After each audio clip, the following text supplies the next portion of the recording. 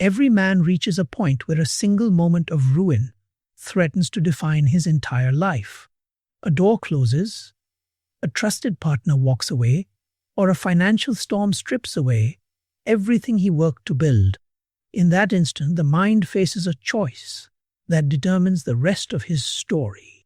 You can treat the setback as a temporary condition that requires a specific decision, or you can do what millions of men do every day. You can quietly begin reorganizing your entire identity around what went wrong. When money becomes tight, they begin thinking like defeated men. When one person disappoints them, they begin viewing every new relationship with bitter suspicion. When one plan fails, they stop questioning the method and start questioning their own basic worth. That is precisely how a temporary difficulty gains permanent authority over a human life. It steps into the center of your imagination and demands that every thought, every decision, and every future expectation bow down before it. But a setback deserves your attention only long enough for you to extract its lesson. It does not deserve the power to dictate what you are still capable of becoming. Lands. You do not need a perfect environment or an unbroken track record to walk with unshakable confidence again. What you need is a purpose greater than the pressure currently pressing against your chest. When you possess a definite aim, the problem ceases to be the only thing commanding your mind. It may still be there when you wake up tomorrow, requiring your practical effort, but now it faces real competition. Your ambition is competing with it. Your usefulness is competing with it. Your standards are competing with it. Your future is competing with it. This is where a man's true power begins to return. Not when every single obstacle suddenly disappears from his path, but when adversity is no longer the sole ruler of his thoughts. Dale Carnegie understood this fundamental law of human behavior. A mind dominated by fear and worry becomes completely paralyzed, whereas a mind anchored to a clear, constructive objective converts every obstacle into fuel. You will never build a great life by making the simple removal of problems your highest goal. Life is an endless sequence of challenges, and as soon as one fire is extinguished, another will inevitably ignite elsewhere. Your task is not to seek a life untouched by hardship, but to construct a character, judgment, and self-command so large that when trouble enters one room, it cannot take possession of the entire house. Lang. The very first thing you must enlarge is the scope of your purpose. A man who lacks a definite purpose naturally becomes a slave to whatever happens to be most painful in the present moment. Because his attention has no higher command, the unpaid account commands him, the harsh criticism commands him, the sudden delay commands him, and the bad news dictates his emotional state for the rest of the week. He spends his entire life reacting to external fires, collapsing into bed exhausted every night and mistaking that exhaustion. It is not responsibility, it is simply a total lack of direction. A definite purpose provides the mind with a fixed point far beyond temporary conditions. A reference, it allows you to say, I am worried, but I still know where I am going. I am deeply disappointed, but I still know what must be built. You must learn to separate the method from the aim. Methods can fail without the larger purpose failing. An agreement can collapse without your usefulness disappearing. A position can vanish without your skill being erased. The man who grasps this distinction does not collapse. When one road is blocked, he calmly looks at the terrain and asks, what remains? What can be learned? What other route serves the same ultimate purpose? That is organized thought in action. And it is the exact foundation upon which All enduring success is built. Many a setback may deserve your attention, but it does not deserve the power to decide how you think, how you work, or what you believe you are still capable of becoming. When one path closes, the weak reaction is to treat that single closed door as absolute proof that there is nowhere left to go. But the world is infinitely larger than the method that failed, and your future is vastly greater than one broken agreement or one disappointing result. You must prove this truth through conduct, not merely through loud declarations. When one source of income weakens, you do not sit in silent panic. You immediately begin developing another capacity. When an association proves unreliable, you do not abandon all human connection. You elevate your standards for who is permitted into your inner circle. When a plan fails, you study that failure with cold, objective discipline until you can name the exact flaw without emotional drama, and then you use that lesson to fortify your next move. Bend adversity almost always carries within it the seed of an equivalent advantage, but the seed itself is not the advantage. You must actively cultivate it through clear thinking. A failed venture contains an invaluable lesson in timing. A betrayal teaches you the critical art of selection. A financial loss teaches you the necessity of reserve. And a season of obscurity builds unshakable independence. Yet, these possibilities only become valuable when converted into permanent principles. Otherwise, pain remains nothing more than empty pain. Your highest duty during a crisis is conversion. Convert disappointment into mature judgment. Convert delay into patience. Convert financial pressure into discipline. Convert criticism into self-examination. And convert failure into information. When you do this, adversity begins paying rent for the space it occupied in your life. Never carry a heavy burden for years without demanding a profound lesson in return. Lender, once the lesson is extracted, stop worshipping the burden. Too many men become so strangely proud of the suffering they survived that hardship becomes their entire identity. They spend the rest of their lives speaking about the battle rather than displaying the strength the battle was meant to create. They mentally return to the old fight over and over again because the struggle made them feel important. Do not become loyal to pain merely because pain educated you. Education is meant to be used, not worshipped.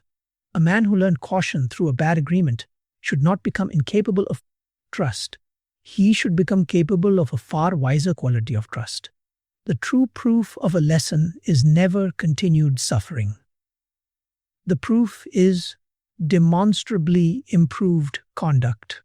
And pay close attention to the specific language you use when describing your current struggles. Language has the power to enlarge a simple problem far beyond the facts. When you tell yourself everything is falling apart or nobody can be trusted, you are issuing sweeping emotional verdicts that become instructions to your mind.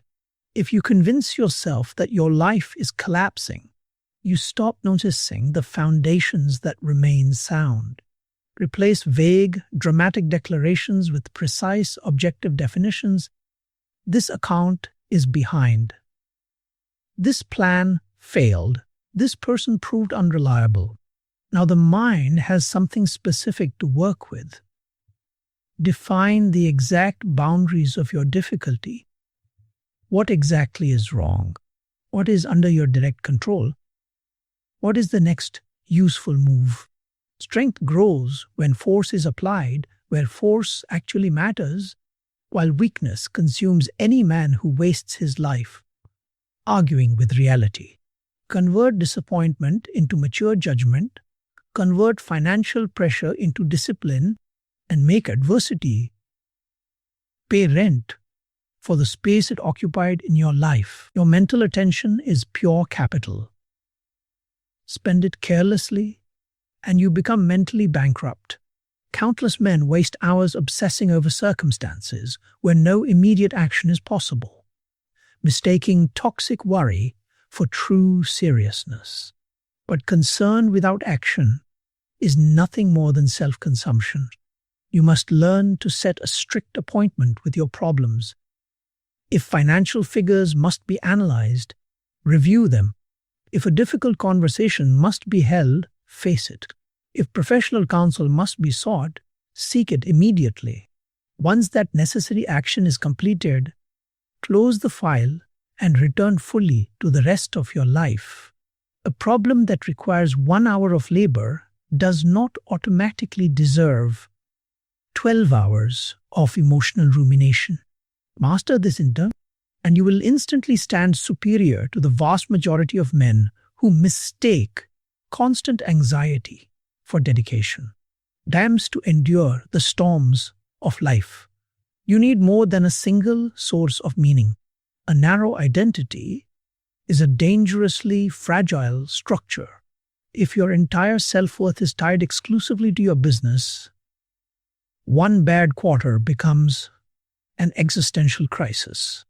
If your self-esteem rests entirely on a single relationship, a sudden conflict creates total emotional ruin. If you depend completely on public applause, minor criticism becomes unbearable. You must build broader foundations. You are not defined solely by what you earn, the title on your card, or what one person thinks of you.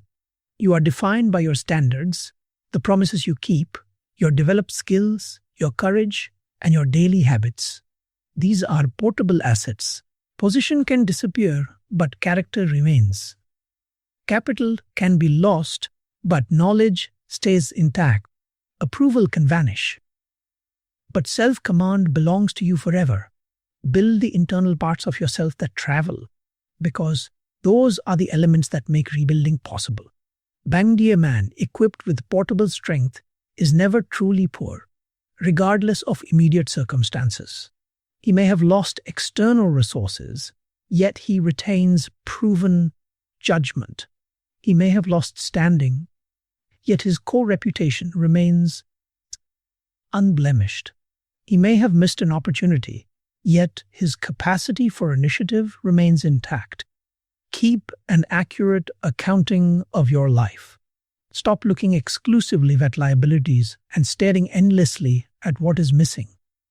Inventory your remaining assets. What skills can still be sharpened? What value can you still offer? Pressure forces an untrained mind to stare at absence, whereas self-discipline forces the mind to inventory active resources. Recognizing resources creates options. Options eliminate desperation, and desperation is the most expensive state of mind a man can enter. A desperate man accepts terrible terms because he falsely believes he has no alternatives. MD and build a life that consistently gives you powerful choices. Master more than one useful skill. Maintain honorable relationships long before you need a favor. Build financial reserves before a crisis hits. Study relentlessly before opportunity presents itself. Take care of your health before illness forces your hand. Thorough preparation enlarges your life because preparation expands your choices. This does not mean you can magically eliminate uncertainty. No one can. It simply means that when uncertainty arrives, it will no longer find you empty-handed. That is the difference between a victim of circumstance and a master of self-command. When internal pressure feels overwhelming, immediately shift your focus outward. Ask yourself, whom can I help today? What process can I improve? Where can my current skills create immediate value? Useful service instantly breaks the paralyzing spell of self-absorption. You quickly discover that a difficult season has not erased your inherent worth. You may not have solved your own financial equation yet, but you can still execute excellent work. You may still carry grief, but you can still offer strength to another man. A man who retains the ability to create value has not been defeated. He is simply operating under pressure. Do not confuse temporary pressure with final defeat. Defeat is a mental conclusion. Pressure is merely a condition, and conditions are constantly in motion. A man who retains the ability to create value has not been defeated. He is simply operating under temporary pressure, and pressure is a condition, not a conclusion. This is why a long-term horizon is essential for any man navigating hardship. A man trapped in today's difficulty often imagines the future as today repeated endlessly. That is poor, reactive thinking. Ask yourself what could be vastly different in 3 years if you become more capable today. What debt could be systematically reduced? What skill could be fully mastered? What business operation could be streamlined? What damaged relationship could be repaired or replaced with a healthier association? The future is not merely an accident that happens to you. Much of it is forged directly from repeated present decisions. Give yourself a horizon large enough that one difficult month becomes a brief chapter in your story rather than a permanent prophecy. Trouble always speaks in permanent language. It whispers that things will always be this way, that you will never recover, and that another opportunity will never come. Do not grant permanence to a condition that is still in motion. Leave room for development, new information, better associations, and smarter decisions. This is not blind optimism. It is the absolute refusal to declare the case closed before all the evidence exists. A man with faith in his definite purpose does not deny obstacles. He simply refuses to make obstacles final. But this faith must be constantly backed by relentless preparation. You cannot merely wish yourself into strength while rejecting discipline. Study, work, save, choose your associations with extreme care, correct your personal weaknesses, and keep your agreements. Faith joined with organized effort becomes power, whereas faith without effort is nothing more than empty wishing. Lend. You must also rigorously examine what burdens you are carrying for other people. Some lives remain small because every available resource is consumed by responsibilities that never truly belong to the man carrying them. He cannot say no. He rescues everyone, solves problems that others should learn to solve for themselves, and then bitterly complains that he has no room for his own purpose. If you continually accept a burden, people will eventually assume it is your duty. Choose consciously. Is this responsibility genuinely yours? If yes, carry it honorably. If no, decide whether helping will build genuine strength or merely enable toxic dependency. There is no virtue in becoming indispensable to irresponsible people, and your strength should never become an excuse for others to avoid developing their own. Being a larger life demands clear, uncompromising boundaries. Without boundaries, growth creates more burden instead of more freedom. The more capable you become, the more people will discover your capacity. If every request automatically becomes an obligation, success will bury you beneath respectable demands. Learn the critical art of selection. So, not every good opportunity is your opportunity. Not every problem is your problem. And not every invitation deserves your acceptance. A definite purpose acts as a precise filter. Does this serve the life I am deliberately building? Does it protect something essential? Does it increase my useful capacity? If not, why does it deserve your best hours? A man who cannot select will eventually live a life selected entirely by others. And protect your attention and protect some empty space in your life. A larger life is not necessarily a crowded life. You can fill every single hour and still remain small inside. You can attend to 20 obligations and have zero room for imagination or strategic thought. Do not run from yourself through constant busyness. You still need quiet enough to think, examine your motives, and ensure your direction remains right. Expansion without reflection is merely escape, and escape eventually brings you right back to the same unresolved place. Build deliberately. Add purpose, not noise. Add useful relationships, not merely more people. Add skill, not merely more labor. Okay? A man who cannot select will eventually live a life selected entirely by others. Protect your attention before resentment teaches you too late. When your capacity increases, demands will naturally multiply around you. More people will seek your time, more opportunities will demand your judgment, and more responsibilities will discover your strength. At first, this feels like genuine progress, but a hidden trap lies inside growth. If you accept everything simply because you are capable of carrying it, you will rebuild the same prison with better furniture. Do not confuse expansion with mere accumulation. A larger life is not a life containing more of everything. It is a life containing more of what truly matters and far less of what does not. The immature man asks, "Can I do this?" The mature man asks, "Should I do this?" Capacity gives you options, but it must never strip away your power to choose. Banjiri, many capable men exhaust themselves because they treat every request as proof of their usefulness. A problem appears, and they immediately assume total responsibility. Eventually, they become surrounded by people who have learned that if they wait long enough, the capable man will carry the heavy weight for them. Then resentment sets in, but that resentment arrives because a boundary should have been established months earlier. A clear, honest refusal is often far more honorable than a reluctant promise. A man cannot construct a definite, powerful life while granting indefinite, unrestricted access to his time. Who owns your best hours? Your purpose, your family, your health, or whoever happens to ask first? Values that never affect your calendar are merely cheap decorations.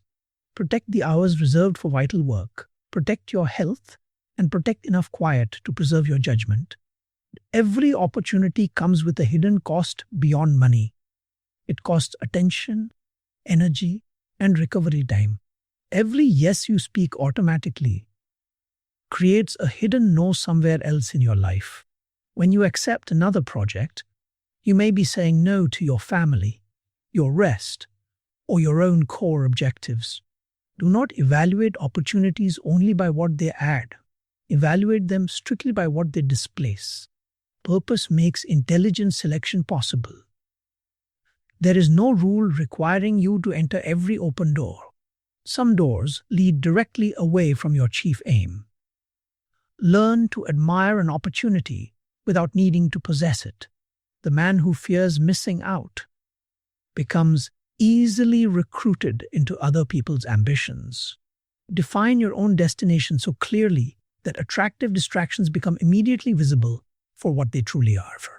And learn to use strategic margin. Margin is not wasted capacity.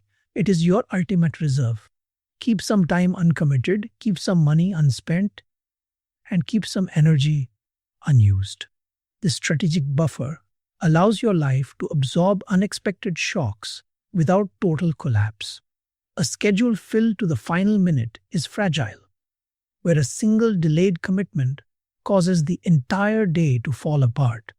Give your mind the space it requires to think and evaluate direction. Speed without direction is wasted energy, and activity without selection produces pure clutter. Emily growth. Growth does not always mean adding more height to the tree. Often, growth means strengthening the trunk and deepening the roots. Pay off an obligation, refine a skill, build a financial reserve, and fortify your core character.